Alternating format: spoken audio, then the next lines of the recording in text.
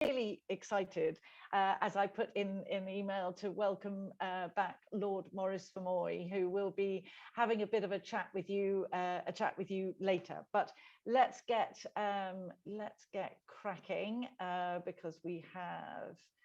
Please, can you enable screen sharing? Because we have a lot to share with you, which is really exciting.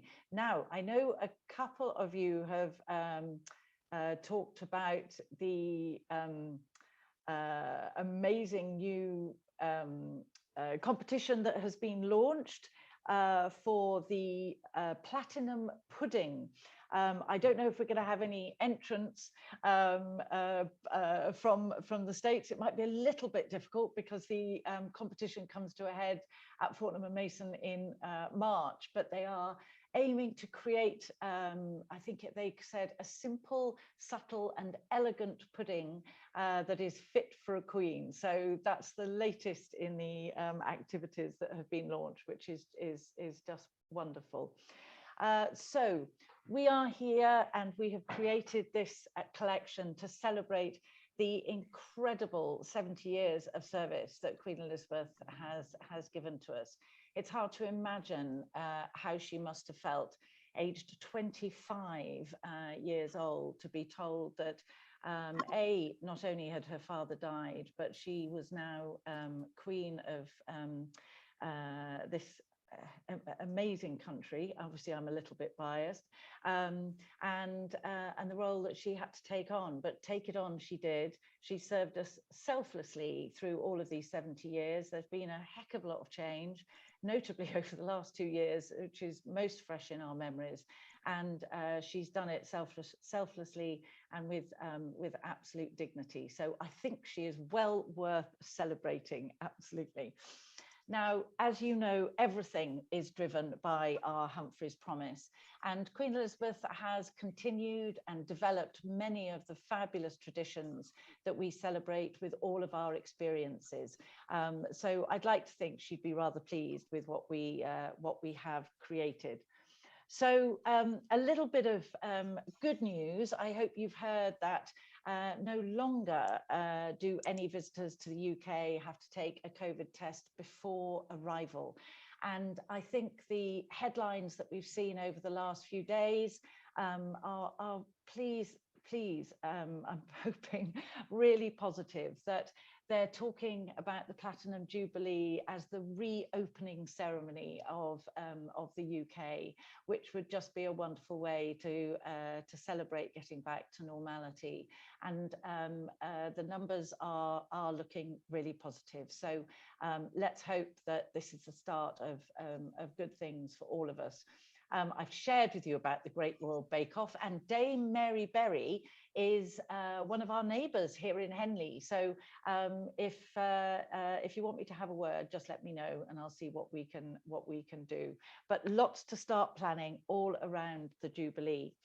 So what we have created is the Jubilee Collection that celebrates 7 decades of service with 7 experience collections that reflect the 7 passions and interests of Her Majesty the Queen. So lots of 7s. For some, it's a lucky number. And we're going to go through today the Equestrian Collection, Gardens and Floristry, Country Pursuits, the Royal Dining Collection, River Cruising, Castles and Palaces, and the Queen's Treasures, which I think you will love. But just before we start on our experiences, just to share some of the key dates that are the official celebrations that are taking place. The champagne will start popping on the 6th of February, which is the start, if you like, of all of the celebrations. And then there are some stunning events in May, the Gallop Through History, which takes us right back to Tudor times and Elizabeth I through to the present day. And then kicking off at the beginning of June with the Jubilee beacons, the service of Thanksgiving. I love the fact that Her Majesty is still going to go to the Epsom Derby on her birthday celebrations. She does love going to the horse racing. A huge party at the palace. We're going to be having lots of Jubilee street parties and Jubilee lunches across the country, and then the formal birthday parade, trooping the colour. So we really are celebrating across the country. And there are some wonderful exhibitions and displays and so on that are taking place. The events at Windsor Castle are all celebrating the coronation and the incredible preparation and spectacle that took place to create the Queen's coronation. Heading a little bit further north, up in Holyroodhouse, up in Scotland, they're really celebrating all of the Jubilees that we have celebrated across the years. And I was thinking about these, and I was 10 years old for the Queen's Silver Jubilee, but I remember just the huge excitement and party atmosphere that gripped the country, which was just lovely. And obviously since then we've had the Golden and Diamond Jubilees too. And the main exhibition, the main focus at Buckingham Palace is all about that incredible time in her life as she acceded to the throne, aged 25 back in 1952. The country was a very, very different place. So there are some wonderful formal exhibitions and so on to enjoy. Now in December, on December the 25th, as always, Her Majesty did her Queen's speech.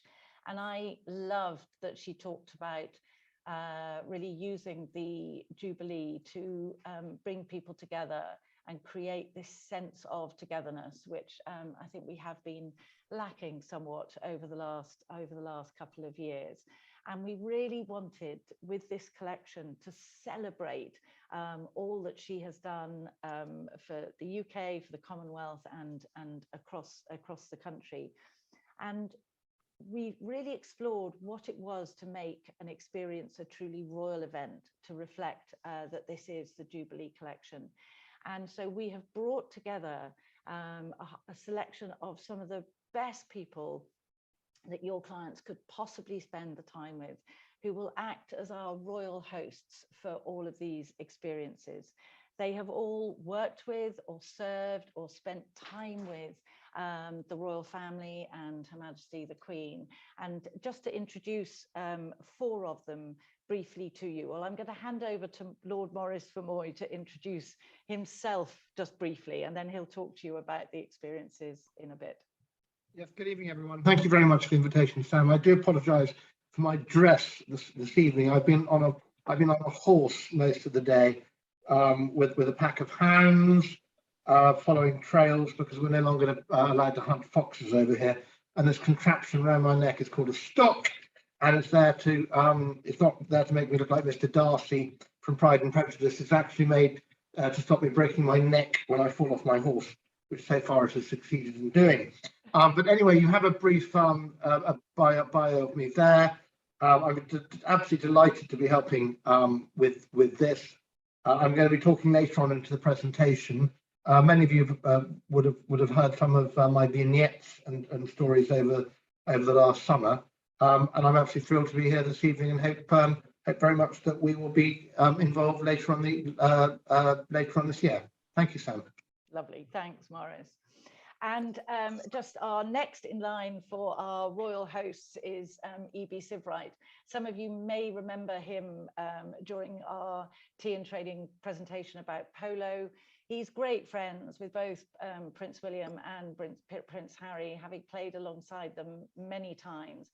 And he will really bring GARDE's Polo Club, the heart of European polo, alive for your clients, and whether they want to learn or whether they want to sit back with a glass of champagne in hand and watch the pros at work, EB will make it a truly special event.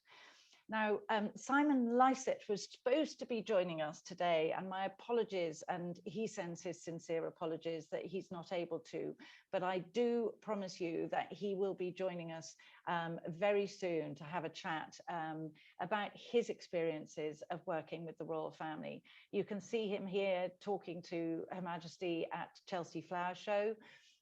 He's one of only 2 florists that serve the royal castles and palaces across the country.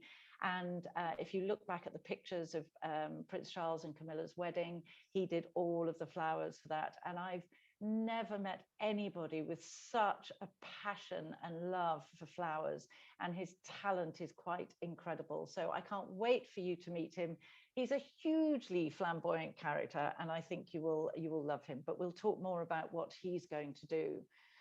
And last but definitely by no means least, this picture here is when the Queen unveiled the sculpture that Francis Siegelman did of Her Majesty the Queen after 3 sittings. And as you can see, it is quite incredible. And the Queen has a wonderfully expressive face, and you know whether she's happy or whether she's not, and you can see how delighted she is there. And Francis has sculpted, she worked with Prince Philip, Prince Charles, the Princess Royal, and so on. So she knows the royal family, and she is going to do some fabulous experiences with your clients, but we will talk more about that. So this royal theme we want to carry throughout everything that we do. So just starting off with the equestrian collection, we had to start here. Everybody knows how much the Queen loves horse riding, horse racing, going out in a horse and carriage. She does it all. Maybe not playing polo. She leaves that to the chaps in the family. But her love of horses is certainly very, very well known. And she's a hugely well-respected and accomplished breeder of horses through the Royal Stud at Sandringham. So you can follow in her footsteps and go horse riding with a royal guide in Windsor Great Park. And we often see Her Majesty on horseback riding through the home park. And here's a picture of dear Rebecca, who received a personal letter from Her Majesty about the horse and carriage riding that she does through Windsor Great Park. The royal family are huge fans of Rebecca, whose horses and drivers are second to none. They know absolutely everything about Windsor Great Park. So it really is a very, very special thing to do. And there are a whole number of different routes, but again, hosted by people who are very much supported and loved by the royal family. I talked a little bit about EB. He's like royalty at Guards Polo Club, it has to be said, and he will create an incredible day, whether your clients want to learn or go to one of the fabulous tournaments, whether it's the Cartier or Gold Cup and so on. And we can normally secure seats right next to the royal box, so you may not be in there itself, but you'll be sitting as close to the Queen and members of the royal family as we can possibly get. But it's certainly the sport of kings. Now, Royal Ascot and the Derby are apparently the Queen's favourites, so we have been told, but there are some wonderful horse racing events at Goodwood, at Newmarket, and so on. And no one knows better about the Queen's love of horses than the jockeys who have ridden her many winners. And your clients will be hosted by those jockeys. We can't guarantee any winning bets. I'm certainly not promising that, but you will certainly, or your clients will certainly be hosted in true style by the people who know what's really going on, which will be absolutely wonderful. Now, secondly, her love of gardening has really come to the fore, or gardens and flowers. Apparently, when she was a younger woman, she absolutely loved gardening and flowers. And then I'm guessing she possibly got a little bit busy. But in 2002, they they worked with Tom Stuart Smith to design a new garden at Windsor Castle. And apparently since that time, it has completely reignited her love for gardens and flowers and so on. And Tom, again, we will be working with, and I will share more information about that. But there are so many different things that we can do with your clients. Chelsea Flower Show, it really sounds like it is going to take place in May this year, which is obviously its traditional time. Now, there is no one better to host your clients at Chelsea Flower Show than Simon. He is on the board of trustees of the Royal Horticultural Society, who run Chelsea Flower Show, and he will absolutely bring it alive. And he suggested that he could also then maybe take your clients back to their hotel or another location and do a complete floristry masterclass, which would be quite incredible. And he will really focus in on the Queen's favourite flowers. Apparently, Lily of the Valley is number one, so we've been told. But he would really bring the day alive. Alternatively, Tom or Simon will wander around with your clients and explore Buckingham Palace Garden, which is a haven of beautiful sounds and scents in the heart of London. It's quite extraordinary. And apparently Her Majesty loves the sort of cottage style garden, but you'll hear a whole lot more when you walk through Buckingham Palace Garden. As we said, being hosted at Chelsea Flower Show, sampling a little bit of Raymond Blanc's fabulous cuisine, which is always inspired by the seasons, is also a bit of a treat. Then on to the third collection, the Country Pursuits. Now, we've all seen amazing pictures of the Queen, both at Balmoral in the summer, Sandringham at Christmas, and the weekends at Windsor. She absolutely loves the British countryside and all of those magical pursuits that take place. And we're really proud to have created this section. And before Morris starts telling you all about the wonders of shooting, a sport of kings, falconry goes back hundreds of years and has been enjoyed. Apparently Henry VIII loved it in Hyde Park. Well, I don't think it's quite legal to do in the centre of London in Hyde Park anymore, but we can certainly whiz your clients off to a beautiful country estate, whether they're staying in the Cotswolds or the Chilterns or down in Devon and Cornwall even. We'll take them off to a beautiful estate and they can fly and feed the birds and see what they're out there to do in the sort of true setting in where they should be. And then we can link it up. We'll talk a bit later about the dining experiences, and on the estate, if there's a shooting lodge or the manor house, that can become the setting of a rather lovely lunch, afternoon tea or dinner maybe. So over to you, Morris, to talk a bit about our shooting experiences and how you'll host. Sam, thank you very much indeed.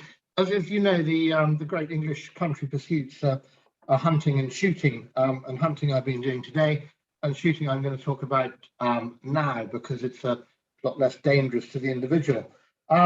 The shooting experiences that we can put on are there in front of you. Essentially, you can go on your own. Your clients can go on their own. They can come with me as a guest and as a guide, if you like.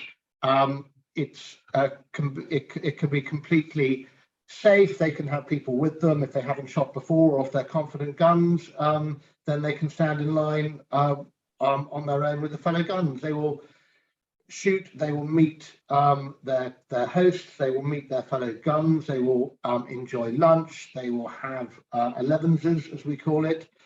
They will be given a brace of birds at the end of the day to take home, because these are game birds, of course, and game birds are there to be eaten if possible.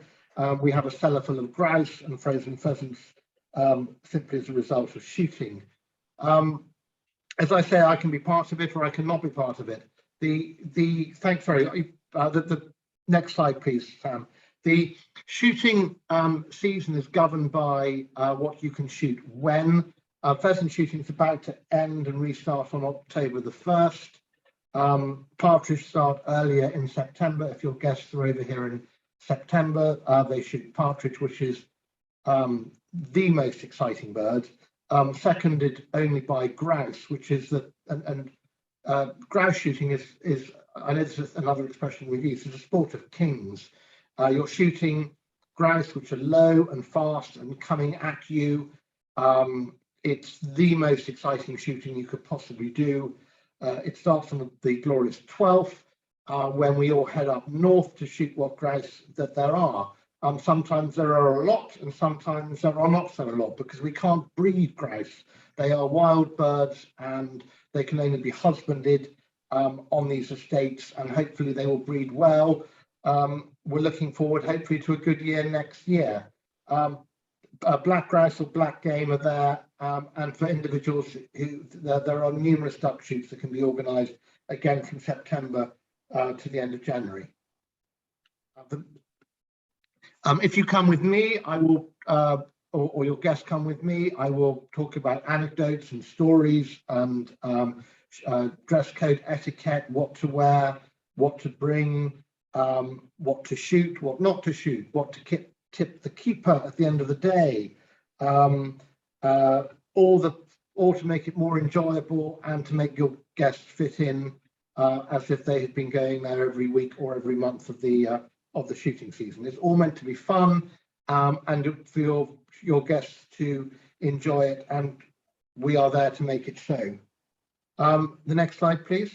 If you are coming here out of the shooting season, or your guests have a slightly different request, we can, Sam and we can organise these clay days where you're actually on an English shoot, but you're shooting clay pigeons.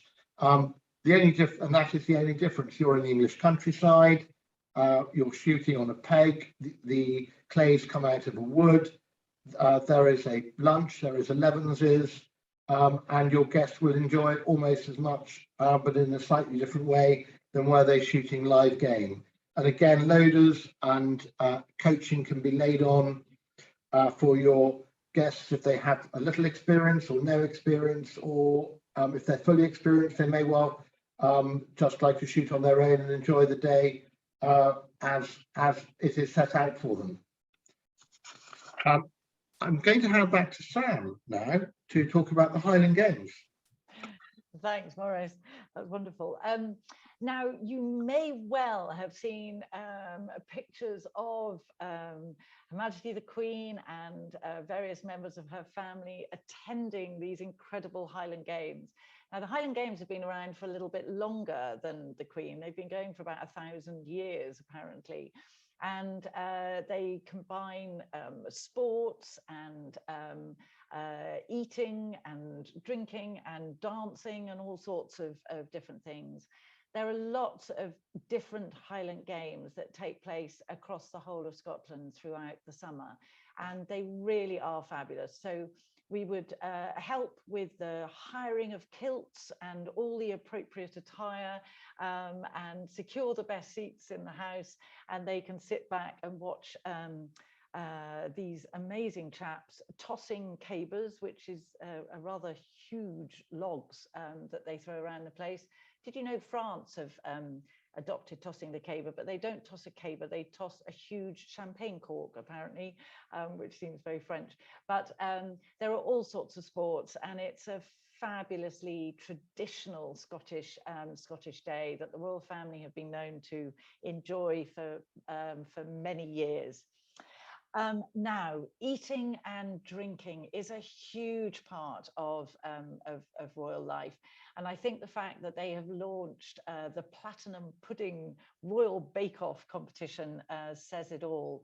We have coronation chicken on many picnic menus as a result of the coronation back in '53. And they're trying to create a similar dish that will just be on every menu going from here on in. But it's so much more than just the eating and drinking. It's the whole occasion. It's the etiquette. It's absolutely everything that surrounds it.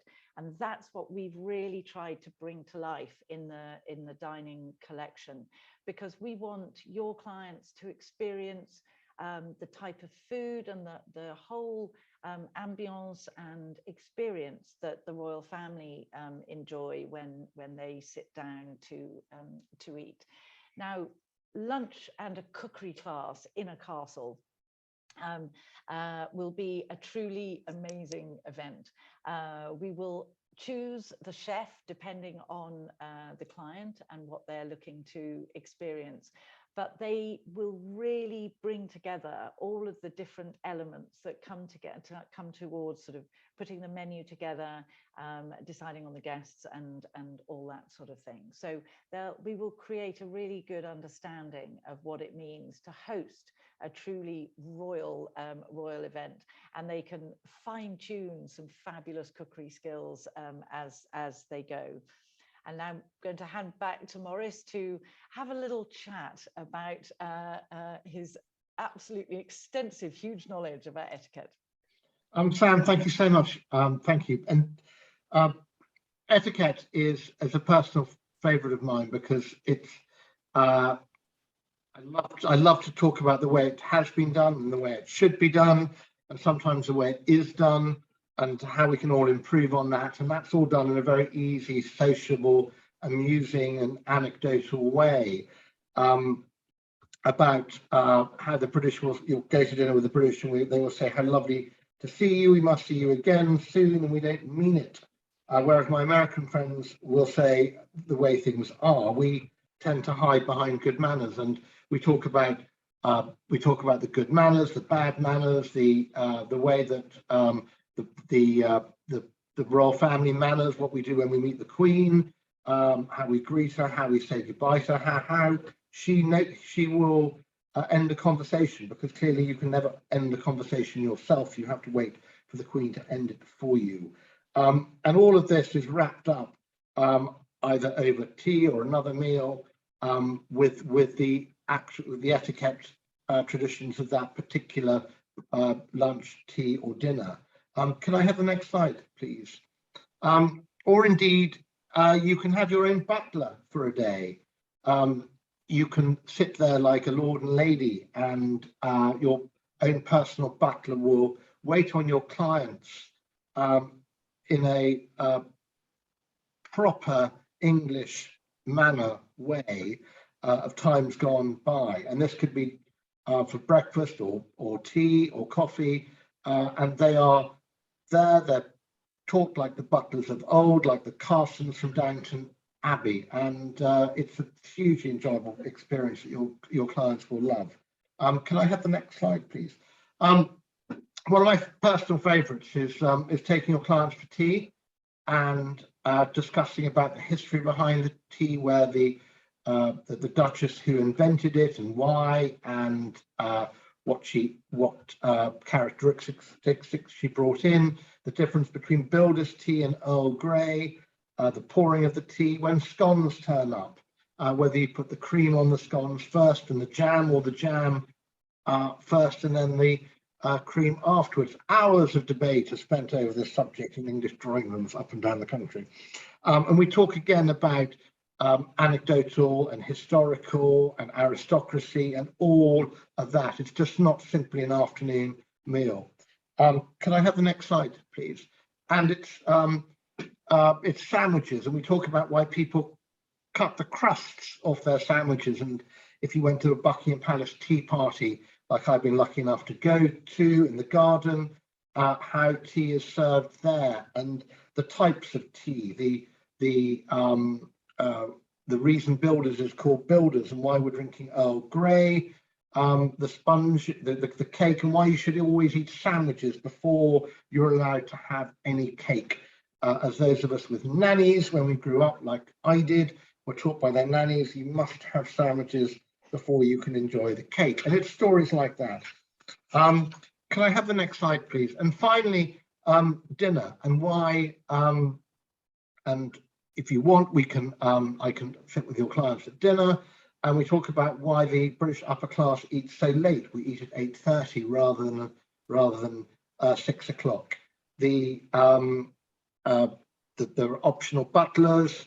There's the history behind the English dinner party, the different courses, the different place settings, the way you need to talk to your person on your right-hand side before you talk to your person on your left-hand side, and all of those things. And we still have, I'm sitting here in our dining room here at our house, and there's a dining table that's laid for 10 people. We put dinner parties together, and the traditions and the time scale that all of these follow. And I could talk all day about this, but Sam, I'm going to hand back to you. Thank you, Maurice, very much. So lots of fun to be had over dinner and afternoon tea. Now, as you know, we are a seafaring nation, which we've had to be, bearing in mind we are an island. And our monarchs through the centuries have been seen on a whole number of different amazing vessels. But the most recent one that was commissioned for Her Majesty the Queen back in 2012 was GLORIANA. But she is known to love spending time on the river. And we're lucky enough that the great River Thames from London flows down through Henley and down into the Cotswolds. So whichever bit of the River Thames your clients would like to try, we will happily oblige. Now, GLORIANA is even more spectacular in the flesh than we could begin to photograph. I haven't yet seen a photograph that does her justice. It's really quite awe-inspiring, and she really does take your breath away. And when Lord Stirling was commissioned the building of her, he really understood the importance of making the royal row barge as spectacular as he has. And when you see her with all of the oarsmen going at full pelt, it really is, it does take your breath away.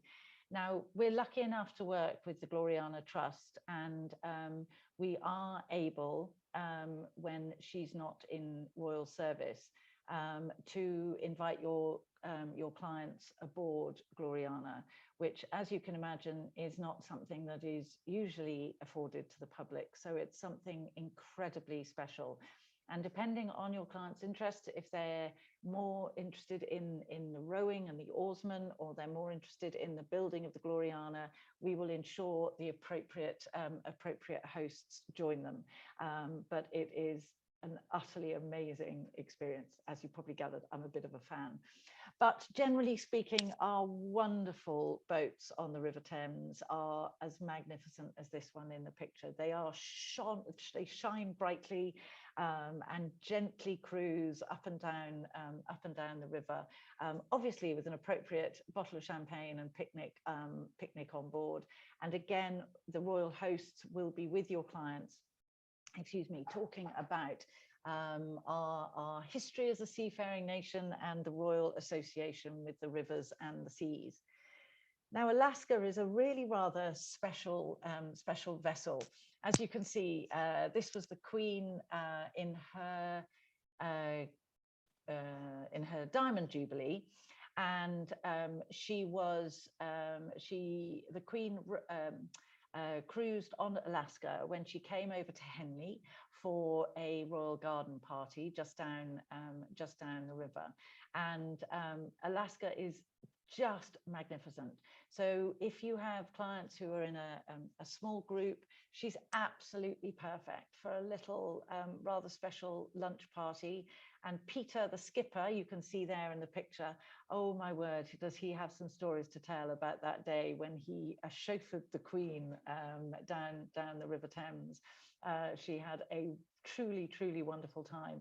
And actually some friends told me that when she left Henley, she was being driven out of the town and was going over the bridge, and they happened to be standing on the corner of the road just by the bridge. They saw the royal procession of cars coming towards them, knew obviously the party was happening, realized that it must be the Queen about to drive past, and so gave her a cheery wave as she drove past.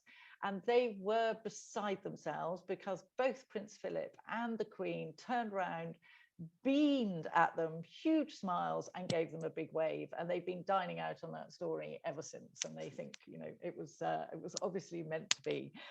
So we can certainly arrange a rather special trip on the Alaska.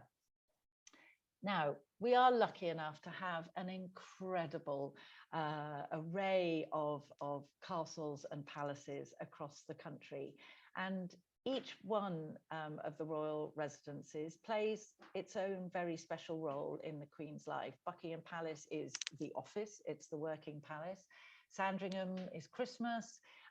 Windsor Castle is the weekends, and they all have their role to play. And there is no one better than somebody who is very closely associated with the family, who has been there as a guest to show your clients around.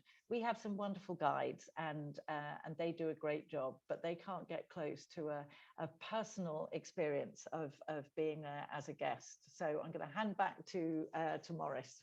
Brilliant, Sam. Thank you very much indeed. I'm going to gallop through these, which is a rather appropriate phrase as I'm sitting here in my hunting gear. Buckingham Palace, you will all be hugely familiar with and needs no introduction. If you would like me to come with your guests, what do I bring? Well, I was there for a tea party in the garden of Buckingham Palace when the Queen presented new standards to the household cavalry, and she decided to ask a number of us for the garden party at the back. And I went there with my daughter, who got her Duke of Edinburgh Gold Award off the Earl of Wessex, and that was just before COVID. So, and I've ridden around the quadrangle in the middle on my horse in front of the Queen after the state opening of Parliament. And these are sort of the stories I bring to the offing, and the history, the links, the way that the aristocracy used to bring their daughters to be presented at court, including my grandmother and my great aunts and my aunts, and all of that sort of thing. And that, along with the history behind the palace, why it became a royal palace, what I think are the plans after in the next reign of King Charles, why he might not be called King Charles. I think he's going to call himself King George. But all those sort of stories that you just simply don't get from a guidebook bought at the gift shop. Can I have the next slide, please? Or we could go to Sandringham.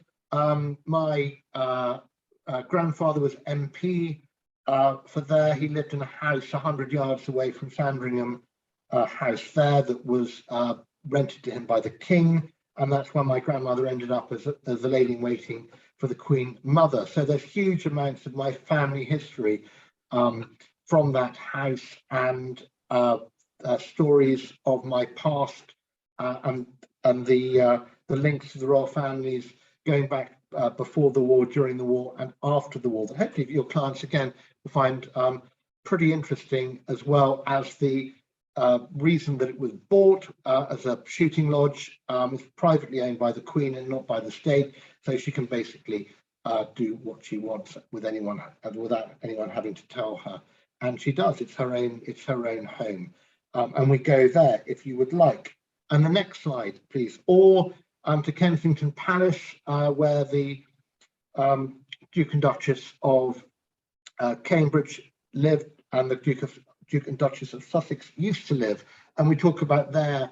I was lucky enough to go to Prince William and Catherine's wedding in 2012, and attend that right up at the front, right up the front, along with the family. And I can bring that sort of knowledge and stories of that wedding into Kensington Palace, because that's where the princes live. That is an interesting tour, really, really interesting. Next slide, please. And then we go down to Horse Guards Parade, where we can watch the 4 o'clock parade. Very little people know about that. Hugely interesting, massive tradition. Talking about the Household Cavalry, I spent 3 years at Knightsbridge mounting guard, doing the Queen's Birthday Parade, the state opening of Parliament, the Lord Mayor show, and again all the history behind it. The parade should have finished some years ago. It was there as a punishment by Queen Victoria, but the Queen decided that she wanted it to go on, and because she's our colonel and she is the Queen, it goes on, and your guests will thoroughly enjoy their time there, and have personal interest from myself behind it. Or we go down the River Thames to Hampton Court. King Henry VIII and his 6 wives, divorced, beheaded, died, divorced, beheaded, survived, like any English public schoolboy would, or Etonian would tell you, drummed into us at an early age. The story of court, the story of the shenanigans and the history behind King Henry VIII, how he took the country to have its own church, the Church of England, because he wanted to divorce his first wife. Again, it's a much underrated palace, stunning on the side of the Thames, and your clients will enjoy it. And then we go to Windsor Castle, where I was lucky enough to go just before COVID. We were suddenly, my wife and I were asked out of the blue for lunch with the Queen and the Duke of Edinburgh for the Thursday of Ascot. It cost me a new outfit, hat and shoes for my lovely wife. And I was lucky enough to sit next to her. And of course, we can't talk about what the Queen talks to you about over lunch, but you can see the sort of thing that I will bring to the occasion if your clients want to go around Windsor Castle with me, the personal stories and history behind it. Is just next door to Eton, where I was at school with for 5 years. So we bring that into the conversation as well. This most famous school in the world that seems to be producing more British Prime Ministers than it used to. And then finally, we head north to Edinburgh, and I'm going to hand over to Sam. Thank you, Maurice. That's wonderful. See what I mean? No tour guide could get close to that, could they? Everybody knows that the Queen absolutely loves her time up in Scotland. I think those summer holidays at Balmoral are incredibly important family times, and famously they rarely invite anybody other than family and very, very close friends. So Scotland is dear to her heart, and Edinburgh Castle is incredibly important in her representation up there.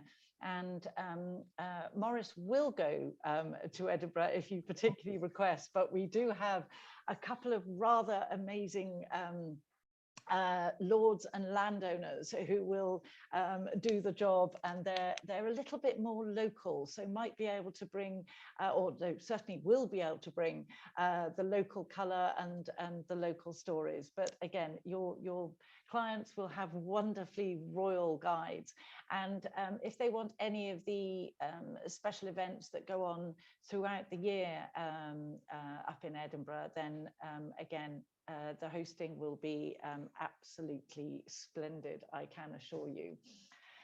And finally, the last but not by no means least, the 7th of our collections, the Queen's Treasures. Now, it's hard to know really where to start, because Her Majesty is the protector and custodian, if you like, of some amazing national treasures that have been part and looked after by the royal family for years.